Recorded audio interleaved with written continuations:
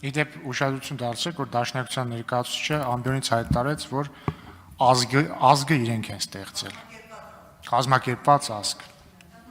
Մեղայք ես Տեր Աստված։ Համեցեք Տիկին Կարապետյան։ Ուրախ եմ, որ Դաշնակցությունը թույլ չի տալիս, որպեսզի մենք ազգային օրակարգերի մասին չխոսենք, եւ ես իմ ելույթում խոսելու եմ, թե Դաշնակցության ազգային օրակարգերի ներքո ինչ կայսերական օրակարգեր են իրականում թաքնված։ Մեծարգո վարչապետ, հարգարժան փոխխոսնակ, սիրելի գործընկերներ եւ սիրելի ժողովուրդ։ Իրական Հայաստանի գաղափարախոսության դրույթներից մեկը հայրենիքը պետությունն է, դրույթն է։ Ինչու է անհրաժեշտ քննարկել հայրենիք եւ պետություն հասկացությունների հարաբերությունները։ Ինչպես քննարկումներից մեկում ասաց վարչապետը, երկար ու ձիգ դարեր մեր հայրենիքը եղել է Հայաստանը, բայց պետությունը եղել է Պարսկական կայսրությունը, Օսմանյան կայսրությունը, Ռուսական կայսրությունը, Խորհրդային Միությունը։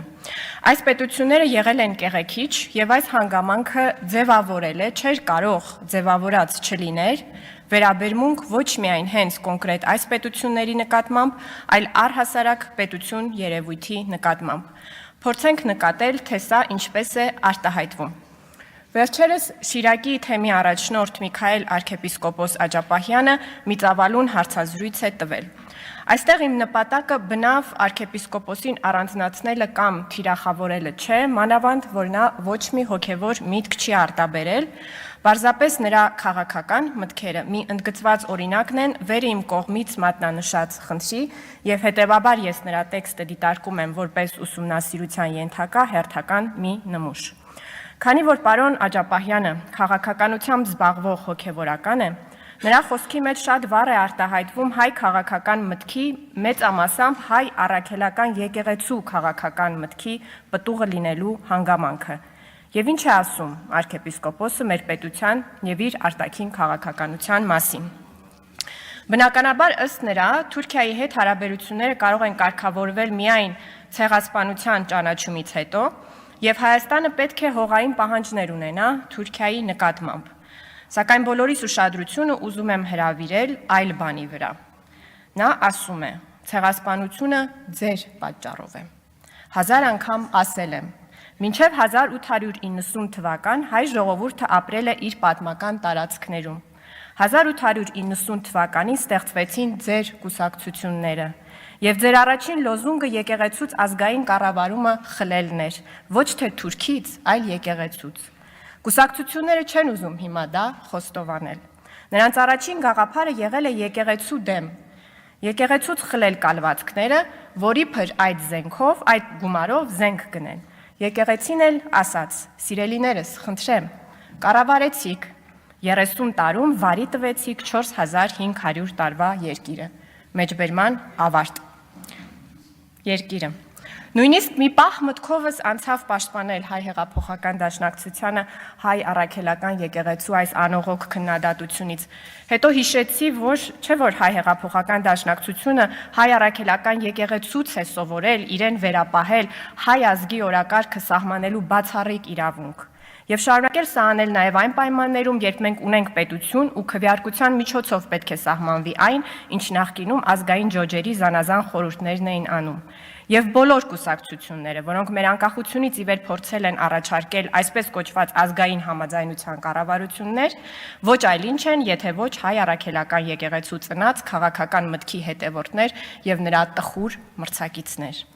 Վերադառնալով հիմնական մտքին, ուրեմն arczepiskopos Աջապահյանը ասում է, որ եկեղեցին կարողանում էր պաշտպանել հայ ազգին ցեղասպանությունից, մինչև չհայտնվեցին կուսակցությունները։ Նա ասում է, Թուրքը ուզում էր ոչնչացնել 11-րդ դարում, չկարողացավ, 12-րդ դարում չկարողացավ, 13-րդ դարում չկարողացավ։ Եվ այսպես գանք հասնենք 20-րդ դար, 20-րդ դարում ուզեց եւ կարողացավ։ Ինչու։ Եվ իսկապես ինչպես էր կանխում եկեղեցին ցեղասպանությունը։ Օրմանյանը դասական օրինակ է, պատասխանում է arczepiskoposը խոսելով Մաղաքիա Օրմանյանի մասին։ Երբ նա բարձրացավ պատրիարքական գահին, Համիդյան ջարդերը դադարեցին։ Օրմանյանն ասում էր գազանազուսպ է եւ լարախաղաց։ Որսալով պահը լրագրողը arczepiskoposին ասում է, որ նա այժմ գազանազուսպ եւ լարախաղաց չէ։ Ինչ եք մտածում։ Ինչ նկատի ունի նա այս դիտարկումով, ում հանդեպ գազանազուսպ եւ լարախաղաց չէ այժմ Աջապահյանը։ Անկեղծ ասած, ես կարծել էի, որ խոսքը Թուրքիայի մասին է, քանի որ պնդումն այն էր, որ եկեղեցին զգուշավոր քաղաքականությամբ կանխել էր ցեղասպանությունը։ Միամտաբար էի կարծել, arczepiskopos-ը պատասխանում է, որովհետև ես հայկական իշխանությունների պայմաններում եմ։ Ես օտար իշխանության պայմաններում չեմ։ Եթե լիներ պսևդո-հայկական սովետական իշխանություններ, ես կլինեի գազանազուսպ եւ լարախաղաց։ Թվում է, թե arczepiskopos Աջապահյանի միտքը պետք է տեղափոխվեր Հայաստանի Հանրապետություն եւ հարցին պատասխաներ հետեւյալ դիտանկյունից. Արդյոք Հայաստանի Հանրապետությունը պետք է այսօրվա Թուրքիայի Հանրապետության հետ լինի գազանազուսպ եւ լարախաղաց, բայց ոչ նրա պատասխանից երևում է, որ իր միտքը, իր քաղաքական միտքը Հայաստանի Հանրապետության հետ էլ առնչվում է, որպես մի պետություն, որի հետ ինքը գործ ունի։ Մի կողմից նա ասում է, ես օտար իշխանությունների պայմաններում չեմ, որը էլի լավ է,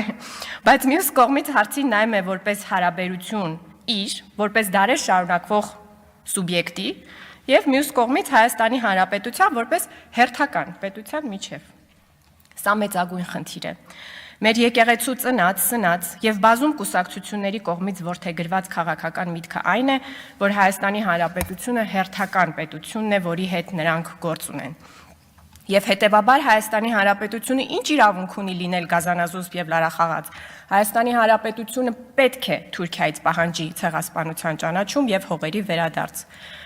Ինչու այնինչ կարելի է եկեղեցուն, չի կարելի Հայաստանի Հանրապետությանը։ Արժե արկախել այս հարցը եւ անդրադառնալ մեկ այլ հարցի։ Իսկ ինչ է մտածում arczepiskopos-ը Ռուսաստանի մասին։ Չէ՞ որ շատ գովելի Մաղաքյա Օրմանյանին ռուսական կայսրությունը կարծես վտարել էր Արևելյան Հայաստանից հենց ազատագրական գործին աջակցելու պատճառով։ Պարոն Աջապահյանը ռուսական կայսրությունը համարում է տանելի, Խորհրդային Միությունը անտանելի։ Ինչու՞մն է տարբերությունը։ Այսպես, Խորհրդային Միությունը նրա մտքում չի տարբերվում Օսմանյան կայսրությունից։ Նա ասում է, ուրեմն հայ ժողովրդի նկատմամբ տեղի է ունեցել 14-22 թվականներին մեծագույն հանցագործություն, ցեղասպանություն, առաջին հանրապետության նկատմամբ պատերազմ, ինտերվենցիա, սովետական կարգերի հաստատում եւ ի վերջո 29800 քառակուսի կիլոմետրի մեջ պարփակում, այսինքն եւ թուրքական իշխանությունը, եւ սովետական իշխանությունը հայ ժողովրդի նկատմամբ գործել է ոճիշ, մեջբերման ավարտ։ Սակայն խոսելով ռուսական կայսրության մասին եւ այսօրվա Ռուսաստանի մասին, Աջապահյանը մեղմանում է, դառնում ավելի ըմբռնող։ Նա ասում է. ռուսական կայսրությունը չկարողացավ հեռացնել մի երկու բնապահպանի, ասում է նա, Ռուսաստանին փաստորեն անվանելով կայսրություն։ Բայց քաղաքականությունը խռովկանության վրա չէ, ասում է նա, եթե այդպես լիներ, ապա դուք հավիտենական խռով պետք է լինեք Թուրքիայից, ինչու եք հաշտվում Թուրքիայի հետ։ Ռուսը, որ ընդամենը մի փոքրիկ բան է արել, նրա հետ խռով եք, բայց թուրքը, որ մի ամբողջ երկրամաս բնաջնջել է հայերին, նրանց հետ խռով չեք արդեն։ Այսինքն ստացվում է հետևյալը, որ Խորհրդային Միությունը մեզ պարփակել է 29800 քառակուսի կիլոմետրի մեջ եւ սա ոճիր է, ցեղասպանությանը հավասար, իսկ այն, որ Ռուսաստանը չի միջամտել Լեռնային Ղարաբաղի էթնիկ զտմանը, որի ժամանակ իմիջիայլոց կառավարող ուժը այնտեղ դաշնակցությունն էր, սա ընդհանրապես մի փոքրիկ բան է։ Arczepiskopos-ը այսօրվա Հայաստանի գոյությունը հարում է ռուսական կայսրության վաստակը։ Նա ասում է պետք է հաշվի առնեք, որ այսօրվա ձեր Հայաստանը հենց ռուսա Հայաստանի մի փոքրիկ մասն է ընդամենը, դուք Թուրք Հայաստանից միթիս չունեք, գոնե ռուսների շնորհիվ այսքանը փրկվել է։ Արժե ընդգծել, որ այսօրվա Ռուսաստանում էլ կա կարծիք, որ Խորհրդային Միության հիմնադիրները վատն էին, քանի որ ռուսական կայսրությունը տրոհեցին եւ ստեղծեցին Խորհրդային սոցիալիստական հանրապետությունները, որոնց հիմքի վրա այնուհետև պետք է ստեղծվեին մեր ազգային պետությունները։ Սիրելի քաղաքացիներ, հայ առաքելական եկեղեցին հայոց պետականությունից եւ Հայաստանի Հանրապետությունից առավել մեծ տարիք ունի։ Այդ տարիքի բերումով Հայաստանի Հանրապետությունը թե տարածական, թե ժամանակային իմաստով շատ նեղ է նրա համար։ Խիստ նեղ է եւ ըստ մեր եկեղեցու քաղաքական մտքի մեծ հարց է՝ կդիմանա մեր այս հանրապետությունը բոլոր մարտահրավերներին, թե կարճ կյանք կունենա։ Խոսելով այսօրվա մասին, arczepiskopos-ը ասում է. մենք ցանկություն չունենք պետականության ֆունկցիաներն էլ իրականացնելու, բայց երբ տեսնում ենք, որ դուք տապալում եք, ասում ենք ստոպ, մի տապալեք, եթե չեք կարողանում թողեք, մենք անենք։ Այստեղից է ահա ժառանգել հայ հեղափոխական դաշնակցությունը մեզ փրկելու այս պատրաստակամությունը։ Եվ շատ ու շատ այլ քաղաքական գործիչներ, որ նմանակելով հայ առաքելական եկեղեցու քաղաքական մտքին փորձում են դարերի իմաստություն իբրև թե բանեցնել մեր հանդեպ, չեն նկատում, որ դրանով մեզ ուզում են վերադարձնել այդ նույն երկարուձիգ դարերը, երբ մենք առանց պետականության ապրում էինք որպես կայսրությունների հպատակներ, որտեղ լրիվ արդարացված էր լինել գազանազուսպ եւ լարախաղաց։ Եվ մի վերջին նախադասություն ամփոփելով Իրական Հայաստանը այն մասին է, որ այս Հայաստանի Հանրապետությունը հենման կետ չէ, ավելի մեծ